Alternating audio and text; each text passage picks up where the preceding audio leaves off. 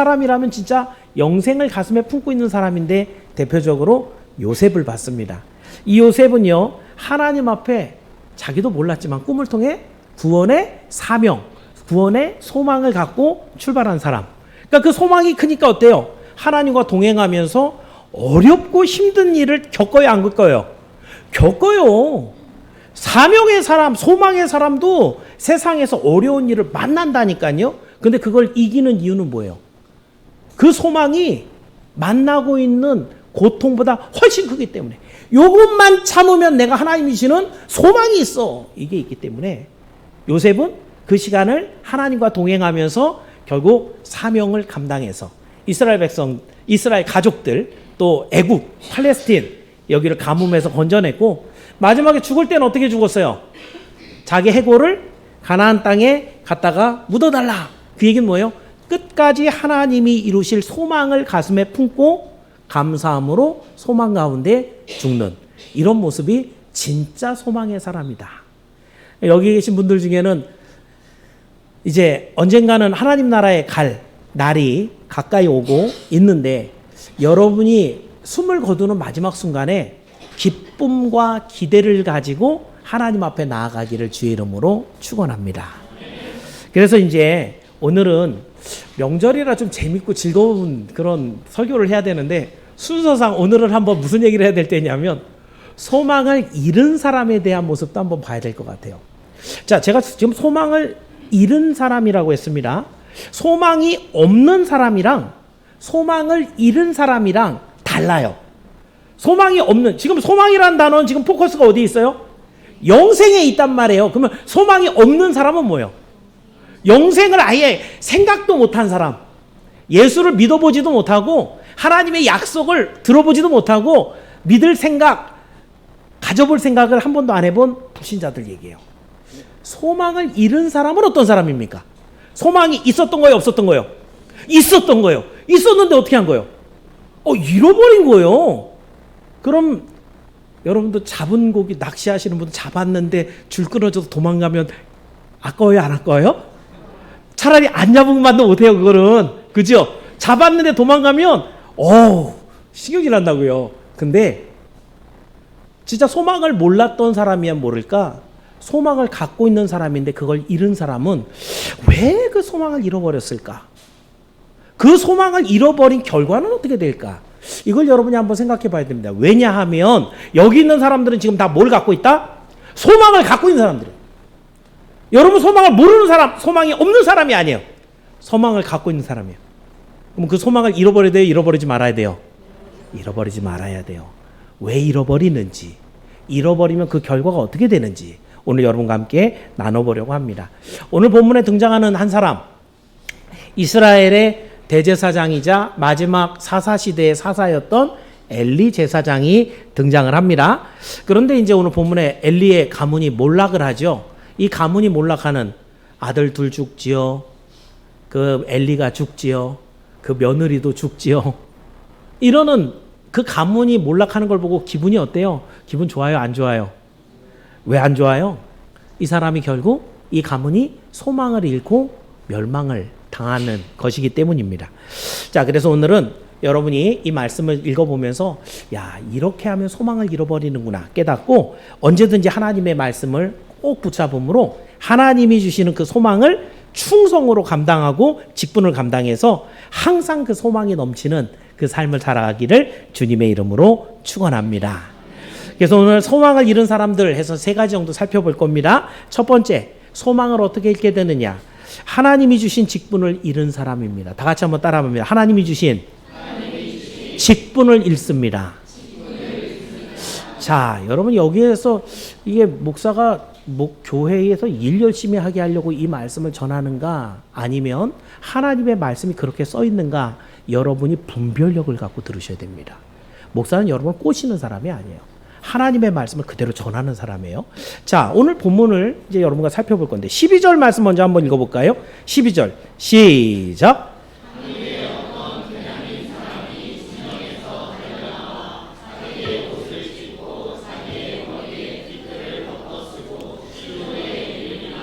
배경은 이겁니다. 주변에 살고 있는 이제 블레셋과 이스라엘이 전쟁이 났어요. 근데 전쟁을 했는데 첫판 싸웠는데 누가 이겼을까요? 블레셋이 이겼어요. 블레셋이 이겨갖고 우리가 왜 지지? 그러면 하나님의 언약궤를 가지고 와서 다시 한번 붙어보자. 붙었는데 언약궤까지 가져왔는데 이겨요, 져요? 또 져요. 그럼에도 불구하고 또 져서 이번에는 언약궤까지 다 뺏긴 상황이에요. 자, 거기에서 전쟁이 일어난 여기 본문에 보면 에벤에셀인데 이 엘리 제사장 어디냐면 실로라는 데에 있어요. 거기서 여기까지 거리가 35km입니다. 여러분 마라톤이 얼만큼 뛰죠? 42.195km 뛰죠. 왜 이름이 마라톤이에요? 마라톤 전쟁이 있었어요. 마라톤이라는 지역에서 전쟁을 했는데 그 전쟁은 이길 수 있는 전쟁이 아니었거든요. 근데 그 전쟁을 싸워갖고 이긴 거예요. 그러니까 그 승전의 기쁨을 전하기 위해서 한 병사가 달리는데 달려온 거리가 얼마요? 42.195km예요. 그래서 그거 딱 전하고 이 병사는 죽었대요. 그래갖고 그 이후로 마라톤을 하는데 어떻게 보면 인간의 한계를 측정하는 그런 경기로서 마라톤을 합니다. 그럼 42.195km하고 35km하고 어때요? 별반 차이 없죠, 그죠? 자, 근데 그 마라톤에서 병사는 뭐하러 뛰어온 거냐면 승전의 기쁨을 알리기 위해서도 목숨 걸고 달려왔는데 지금 이 병사는 뭐 하는 사람이요? 뭘 갖고 와요? 패전의 소식을 갖고 뛰어오는 거예요. 그러니까 여기까지 당일에 막 달려오는데 지금 여러분 마라톤은 정말 가볍게 입고 좋은 신발 신고 뛰니까 2시간 10분대 막 이렇게 뛰지만, 그죠? 이 병사는 아마 완전 군장하고 하고 뛰니까 또 전쟁하다가 끝나고 뛰니까 어땠겠어요? 제가 볼 때는 한 4시간 이상 걸렸을 거라고 봐요. 그런데 어쨌든 이 사람이 35km를 뛰어올 때도 어땠을까요? 굉장히 많은 시간을 뛰어온 거예요. 근데 지쳤는데도 불구하고 계속 달려와서 전하는 이유, 그 전쟁이 얼마나 참 급박하고 처참한 패배였는지를 누군가에게 빨리 전달해 주기 위해서 이 병사가 달려옵니다. 반면에 소식을 기다리는 엘리도 굉장히 초조한 모양입니다. 13절 말씀 한번 읽어볼게요. 시작.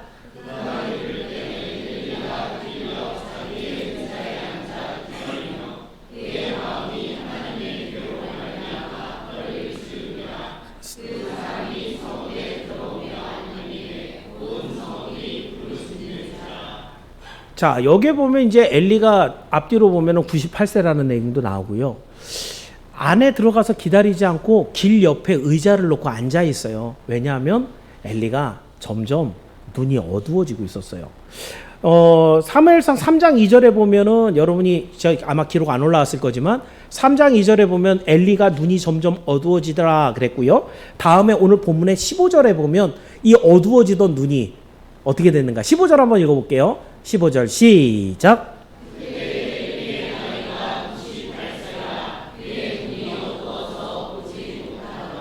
그러니까 조금씩 눈이 안 보이다가 이제는 완전히 어떻게 된 거예요?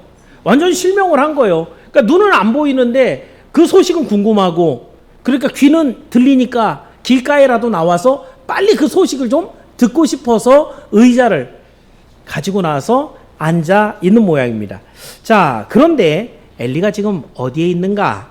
오늘 본문 여러분 읽은 대로 자기의 의자에 앉아서 기다린다. 자기 의자입니다. 여기 의자라는 단어, 키세라는 단어가 성경에서 왕의 보좌에서부터 각양각색의 의자를 상징하는 의자, 자리라는 뜻이고요. 성경에서 이 자리, 의자는 어떤 뜻이냐면 하나님이 주시는 직분을 의미할 때 사용했던 단어들이에요. 그러니까 여러분 지금 당시에 사사였던 이 엘리, 사사 시대에 여러분 사사가 뭐 하는 사람인지 알죠? 전쟁이 나면 군대를 이끌고 나가서 싸우기도 하고 재판이 있으면 그거를 판결해 주기도 하는 이런 사람이 사사였는데, 사사 어떻게 뽑아요? 어떤 경우에는 하나님이 불러 너 사사해! 그래서 사사시킬 때도 있었고요. 어떤 경우는 사람들이 우리의 사사가 되십시오 라고 추대하는 그런 경우도 있었어요. 지금 엘리의 경우는 어떻습니까? 엘리는 원래 대제사장이에요. 대제사장 제일 높은 제사장이잖아요.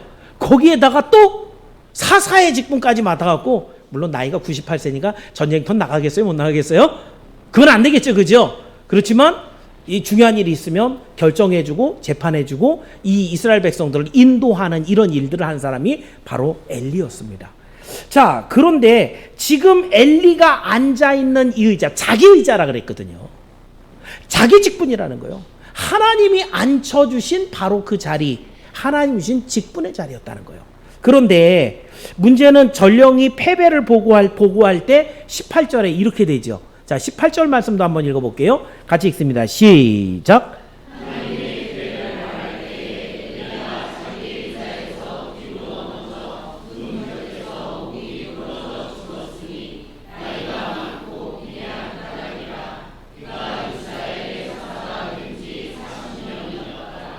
예, 이 글을 읽을 때마다 저도 뜨끔한데. 자, 엘리가 비대했고, 그러니까 뚱뚱했다는 얘기죠. 그리고 의자에서 뒤로 넘어갑니다. 그리고 나서는 죽어서 다시는 그 의자에 앉지 못합니다.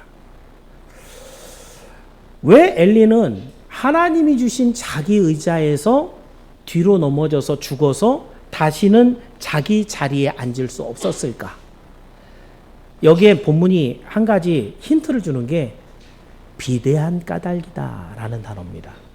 여러분, 이 비대하다라는 단어 뜻이 원어가 카벳라는 단어고요. 이 카베드라는 단어가 무겁다라는 뜻이고 하나님의 영광을 뜻하기도 합니다.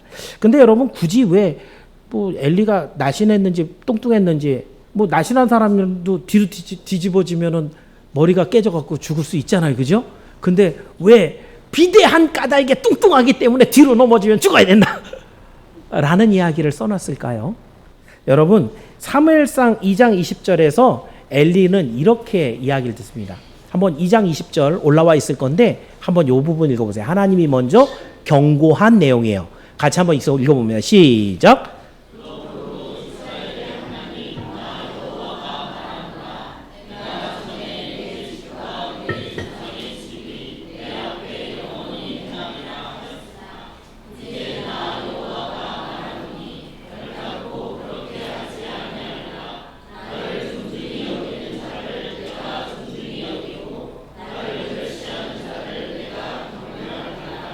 무슨 말이에요? 그 아들 홈리와 비느하스가 있는데 제사장이니까 곧 대제사장이 됩니다. 그런데 이 두 아들이 개망난이었단 말이죠. 성전에 있는 여인하고 간음을 저지르고 하나님 앞에 드리는 거룩한 예물을 중간에 자기가 가로채는, 하나님 보실 때 죽을 죄를 지은 자들인데 이것을 알고 엘리가 어떻게 했어요? 나 이놈들아, 너네들 제사장 하지 마! 라고 했었어야 되는데, 아들들아, 내게 들리는 이 소문이 좋지 않아. 너희들 만약에 하나님 앞에 죄를 범하면 누가 대신해 줄 거야 정도로 미적거렸다는 거예요. 그 시간들이 쌓여서 하나님이 참는 것이 이제 넘어가 버리니까 이제 이 말씀을 주시는데, 여기에 맨 마지막 구절에 있는 내용, 나를 존중히 여기는 자를 내가 존중히 여기고 나를 멸시하는 자는 내가 경멸하리라.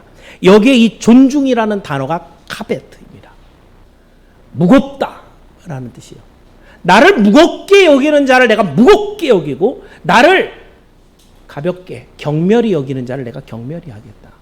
다시 한번 말하면 너희 삶 속에서 하나님을 무겁게 여겨서 하나님의 뜻대로 살고자 하는 그 사람에게는 내가 그를 무겁게 여겨서 내 소망과 내 약속을 너에게 줄 것이지만, 나를 무겁게 여기지 않고 내 말을 무겁게 여기지 않는 자에게는 내가 그도 가볍게 여겨버리겠다.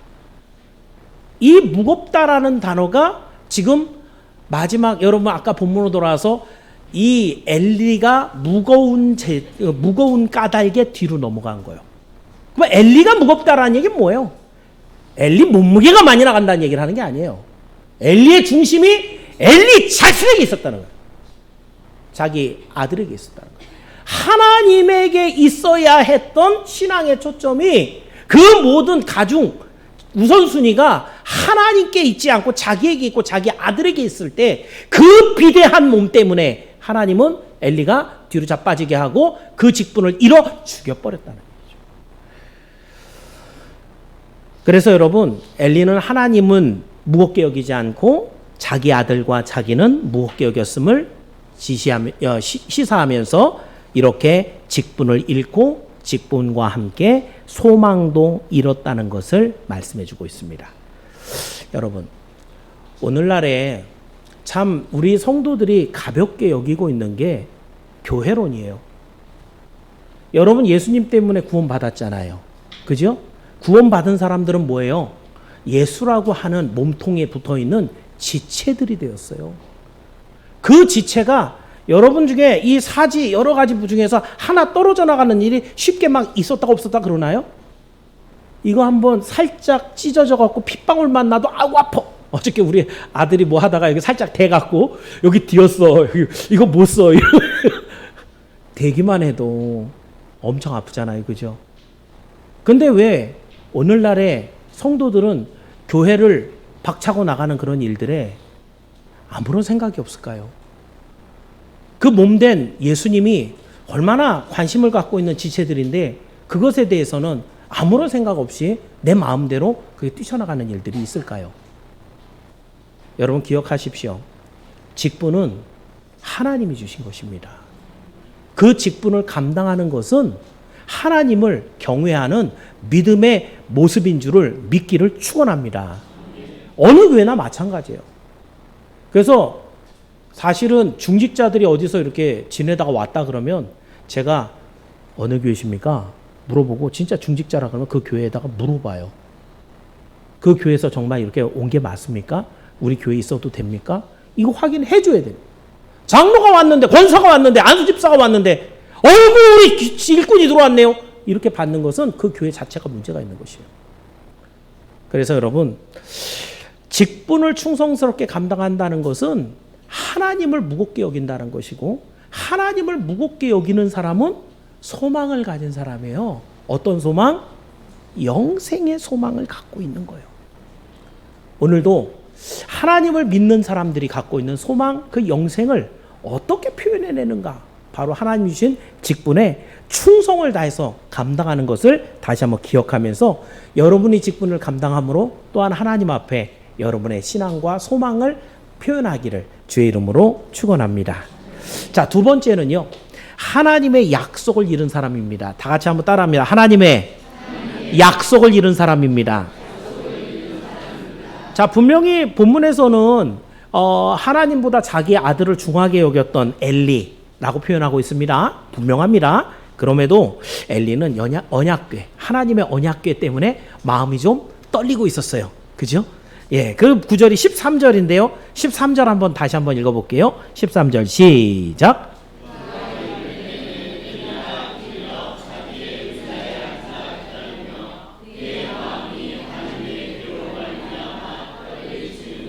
하나님의 여기까지만 할게요. 하나님의 궤 때문에 마음이 떨린다. 저 하나님의 궤가 어디 있어야 돼요? 하나님의 성소 안에 있어야 되죠. 지성소 안에. 그런데 이거 갖고 어디 갔어요? 전쟁터 뭐 하려고? 전쟁에 이겨보려고. 하나님이 가지고 나가라는 얘기 한 적 없는데, 그죠? 그러니까 만약에 이 전쟁에서 지면 어떻게 돼요? 하나님의 언약궤를 뺏길 수도 있고 파괴가 될 수도 있잖아요. 이것 때문에 걱정이 돼갖고 이게 마음이 좀 두근두근 하고 있을 때 17절 말씀입니다. 전령이 이렇게 얘기합니다. 17절 시작.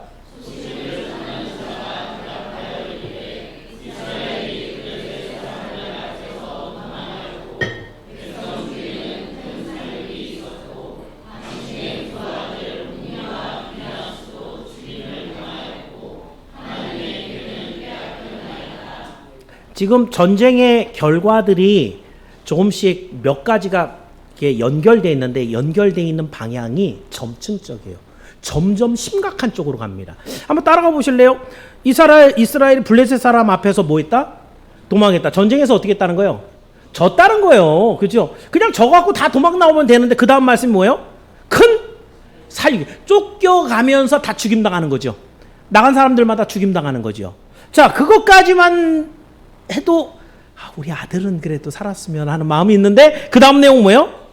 두 아들 홈리와 비에나스도 죽임을 당했고 그 아들까지 죽임을 당했는데 그 아들이 죽임 당하고 나서 더 중요하고 복잡한 중요한 것들은 뭘 잃어버려요? 하나님의 궤를 빼앗겼다. 점층적으로 계속해서 더 아주 심각한 그런 일들을 기록하면서 이 전쟁이 얼마나 처참했는가라는 것들을 표현하고 있죠. 이 소식을 듣고 18절인데 아까 읽은 대로 하나님에게 말할 때 엘리가 자기 의자에서 뒤로 넘어져 문 곁에서 목이 부러져 죽었다라고 라고 기록하고 있습니다. 자, 두 아들이 죽었다는 이야기에서 제일 많은 충격과 함께 아들이 죽었으니까 어떻게 되겠어요? 아들 둘이 뭐 했냐면 언약궤 메고 나갔거든요. 그러니까 아들 둘은 전쟁하러 나간 게 아니에요. 언약궤를 가지고 가서 백성들 앞에 사기를 북돋우고 하나님 언약궤 여기 있어! 언약궤를 지키는 사람이었어요. 근데 언약궤를 지키는 두 사람이 죽었으니까 언약궤는 어떻게 됐겠어요? 뽀개졌든지 뺏겼든지. 그러니까 두 아들이 죽으면 그건 당연히 언약궤는 뺏기는 거예요. 자, 그래서 이 언약궤를 빼앗겼다는 말인데 그 이야기를 듣는 순간에 충격을 받고 뒤로 넘어가게 됩니다. 왜 엘리가 언약궤를 빼앗겼다는 말에 충격을 받고 뒤로 넘어갔을까요? 언약궤를 잃어버렸다는 건 뭘 잃어버렸다는 거예요? 사실은 언약궤는 하나님의 상징이었죠. 특히 언약궤가 하나님은 아니에요. 그죠? 왜냐하면 언약궤를 가져간 이유는 뭐냐면 전쟁에서 첫판 졌다며요. 저 블레셋은 항상 옛날 고대 전쟁 그랬거든요. 자기가 섬기는 신 크게 만들어갖고 그거 메고 나와요. 우리 신이 도와준다 이거죠.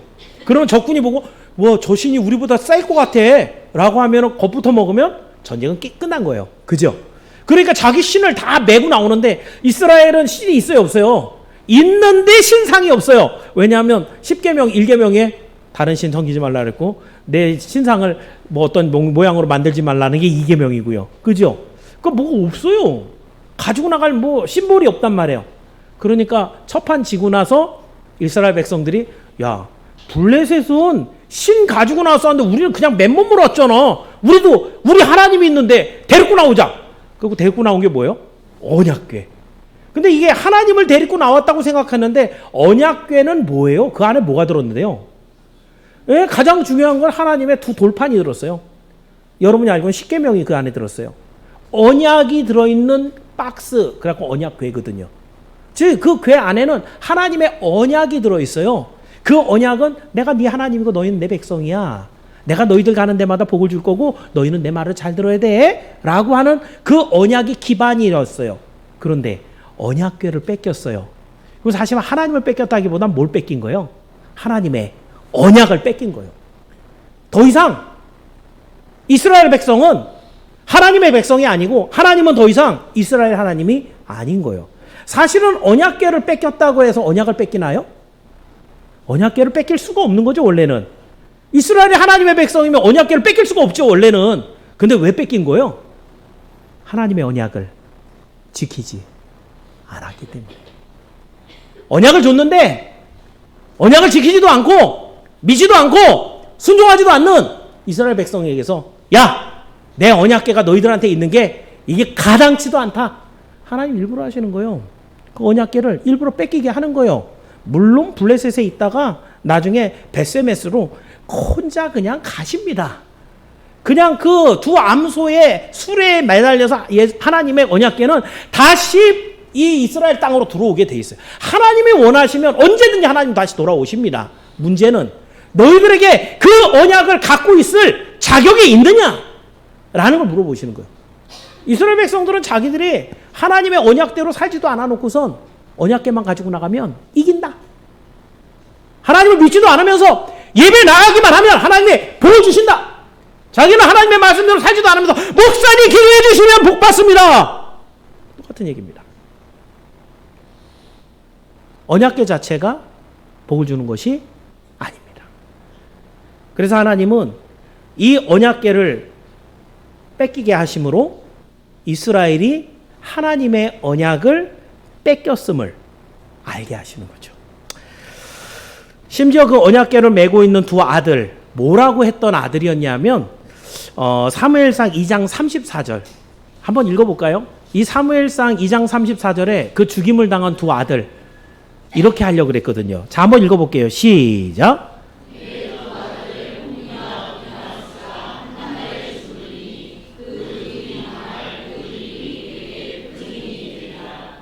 이게 엘리가 그 두 아들을 징계하지 않고 그냥 대충 덮어주고 넘어가려고 했던 것이 반복되니까 하나님이 엘리에게 말해주신 내용이에요. 네 두 아들이 네가 그렇게 중요하게 무겁게 했던 그 아들이 하루에 같이 죽을 거야. 여러분 형제들이 많더라도 하루에 같이 죽는 일이 그렇게 많나요? 그게 제사장이었고 대제사장이 될 존귀한 자들이라고 한다면 같은 날 죽는다라는 건 쉬운 일이 아니란 말이죠. 그런데 너희 두 아들이 같은 날 죽을 때 그때 하나님께서 이 저주를 통해서 너희에게 언약을 빼앗는다라는 걸 너가 알고 있어 라고 징표라고 얘기해 주시는 거예요. 그 이야기를 들었을 때 엘리는 놀랐을 것이고 그 아들들이 죽은 것이 바로 하나님의 저주가 응답된다는 것을 확인했기 때문에 크게 놀라서 그 의자 뒤로 나가 자빠진 것이죠. 언약궤를 잃은 엘리와 제사장 이스라엘은 이들이 절망한 것은 하나님의 언약을 잃었기 때문입니다. 구원과 복이 더 이상 그 하나님이 더 이상 자기들의 편이 아니고 이젠 더 이상 하나님의 도움을 받을 수 없고 구원을 얻을 수 없다는 것보다 더 절망적인 일은 없었기 때문입니다. 그러나 여러분 반대로 생각해 보십시오. 여기 있는 여러분들에게는 아유 불쌍하다라고 생각해도 어떡하지? 라고 생각은 안 하죠. 왜요? 여러분에게는 여전히 하나님의 언약이 있습니다. 그 언약은 예수 그리스도께서 십자가에 죽으심으로 그 십자가를 믿는 자마다 멸망치 않고 영생을 주겠다. 할렐루야. 지금 여러분이 갖고 있는 소망은 영생이에요. 그 영생의 배경은 우리가 뒤집어 갖고 없애버릴 수 있는 그런 여지가 남아있지 않은 예수 그리스도께서 십자가에 죽으신 이 한 가지 때문에 영원히 깨뜨릴 수 없는 언약으로 여러분에게 줬단 말이죠. 그리고 그 언약을 붙잡고 오늘도 하나님을 믿고 그 말씀에 순종하고자 나와 있는 이 사람들에게는 혹시 지난 시간들 동안에 돈이 없어서 누군가의 무시를 당하고 건강을 잃어서 내 생명이 단축이 되어 있고 하는 일마다 잘 안 돼서 불통한 것이 계속해서 쌓여 있고 자식들이 자꾸 안 되고 이런 일이 있다 하더라도 이 사람은 소망이 있는 줄을 믿기를 바랍니다. 하나님의 언약이 여러분에게 아직 남아 있어서 그 언약이 오늘 여러분을 영생 가운데로 이끌 줄을 믿기를 축원합니다. 그래서 오늘도 하나님을 경외함으로 그 말씀을 듣고 그 언약을 잃지 마십시오. 여러분이 걸어가는 길은 이 세상의 길이 아니고 영생의 길인 것을 믿고 오늘도 담대함으로 그 길을 걷기를 축원합니다. 자, 마지막으로 한 가지만 더 보겠습니다. 마지막은 하나님의 영광을 잃은 사람입니다. 다 같이 따라합니다. 하나님의 영광을 잃은 사람입니다. 자, 대제사장 엘리가 98세이지만 죽었고 그 두 아들도 죽었으니 좀 난감해졌죠. 누구 대제사장 세울 거예요. 그죠? 근데 그걸로 끝나지가 않았어요. 19절에 보니까 임신 중이었던 엘리의 며느리가 이 절망적인 소식을 듣고 갑자기 해산합니다. 아마 산딸이 다 됐던 것 같은데 근데 갑자기 충격 때문에 해산기가 오니까 어때요? 난산이라고 보통 얘기하죠. 지금이야 뭐 유도분만도 하고 재앙절개도 할 수 있지만 그때는 무조건 낳아야 되잖아요. 그죠? 그럼 여자분들은 지금 이게 무슨 말인지 알아요. 정말 이 난산이 돼서 아이가 안 나올 때 아이를 낳다가 죽는 경우가 참 많거든요. 근데 지금 그런 경우예요. 주변의 산파들이 이제 힘이 빠져서 죽어가는 그 산모를 위로해 줍니다. 20절에 이렇게 말합니다. 자, 20절 말씀 읽어봅니다. 시작.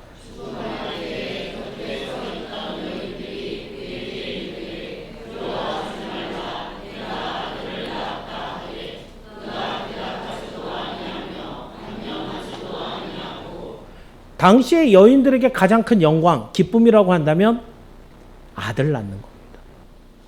우리나라도 사실은 한 30년 전만 해도 아들 못 나오면은 며느리가 어땠어요? 굉장히 코너에 몰리죠. 그죠? 예. 아들 낳을 때까지 계속 낳아야 되는 거죠. 근데 지금이야 이제 딸이 훨씬 낫지만, 예. 훨씬 낫습니다, 딸이. 사실입니다. 예. 이 당시에는 정말 그 남자들만 대접을 받던 그런 시대니까 아들을 낳는 것이 너무너무 중요한데 더구나 이 가문이 어떤 가문이에요? 대제사장 가문이에요. 그럼 제사장이 낳은 아들은 뭐가 돼요? 또 대제사장이 되는 거예요. 그럼 그 대제사장이 될 아들을 낳았으니 이 여인은 얼마나 복받은 여인이에요.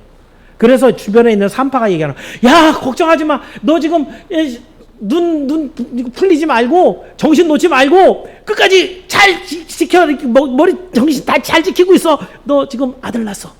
이 아들이 이제 네 남편을 이어서 대제사장이 될 거야. 소망을 주는데 이 여인이 어때요? 관념치도 않았다. 신경도 안 썼다. 아들이 나왔던 딸이 나왔던 애가 죽어 나왔던 살아 나왔던 그런 것에 대해서 신경을 안 썼다는 거예요. 왜냐하면 이 여인이 이 상황이 무슨 상황인지 알았기 때문이죠. 자, 21절에 그래서 이렇게 얘기합니다. 21절 읽어볼게요. 시작.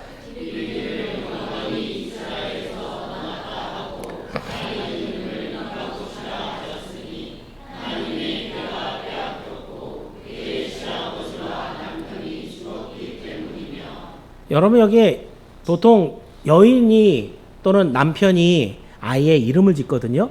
여러분 이름을 어떻게 지어줘요? 좋은 이름 지어줘요? 나쁜 이름 지어줘요? 여러분 자녀잖아요. 그죠? 어떤 친구가 있었는데 이름이 행주라는 애가 있었어요. 너무했죠. 그죠?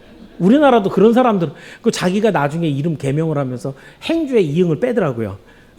자, 해주 그러면 그나마 좀 보편적으로 좀 그런 이름이잖아요. 이름 그렇게 지으면 안 되죠. 그죠? 이 사람 이름을 한번 볼래요? 이 갑옷이라고 하면 이라는 것은 어디에? 라고 하는 의문사입니다. 갑옷, 아까는 카베트의 명. 무거움이란 뜻이고요. 이게 카보드라고 되면은 하나님의 영광을 뜻해요. 그러니까 이 말이 뭐예요? 하나님의 영광은 어디 갔습니까? 그건 물어보는 거예요.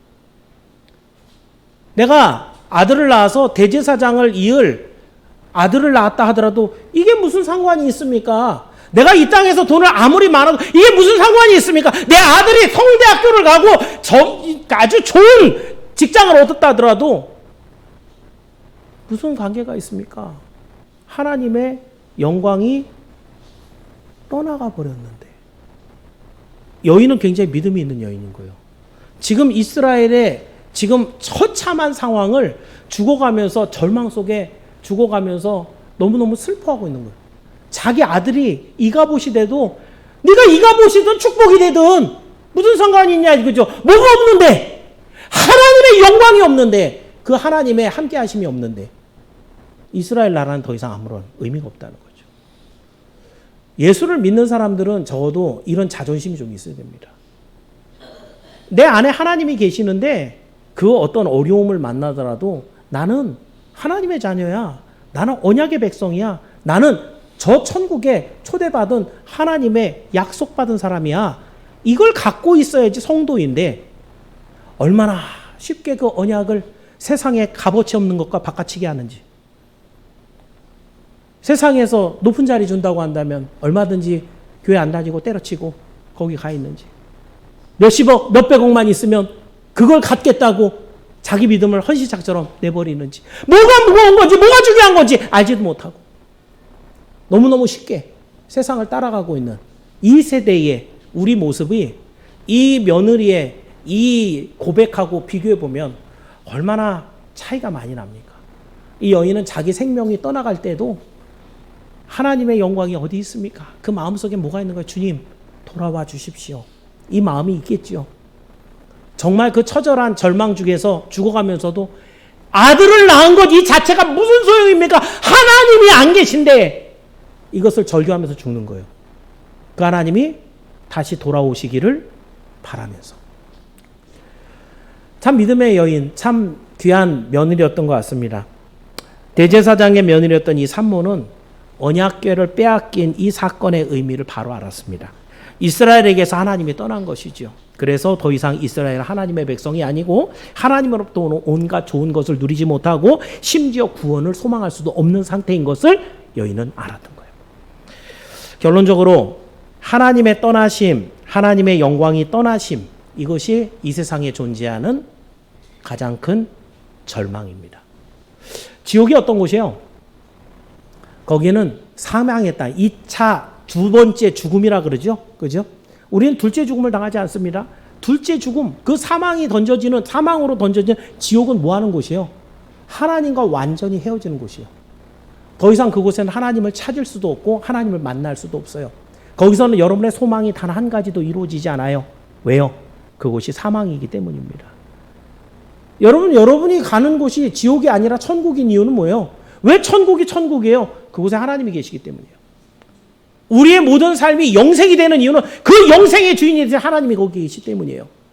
그런데 반대로 하나님이 안 계신 지옥에는 영원히 하나님을 만날 수 없을 뿐더러 여러분에게는 더 이상 소망이라고는 눈꼽만큼도 가질 수 없는 절망의 땅이 바로 지옥이기 때문에 하나님 우리에게 지옥에 가지 말라고 하시는 거예요.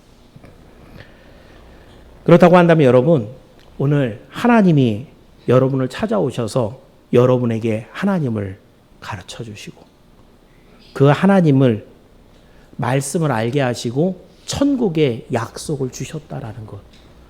이게 그 어떤 사람들의 갖고 있는 복과 비교가 되겠습니까? 여러분이 가지고 있는 것이 얼마나 큰 것인지 알라는 거예요. 우리 하나님이 이걸 가르쳐 주시려고 당신의 독생자를 십자가에 죽였단 말이에요. 그 정도로 가치 있는 일이라는 것이죠. 근데 왜 우리는 이걸 자꾸 잊어버리고 사냐 이거죠.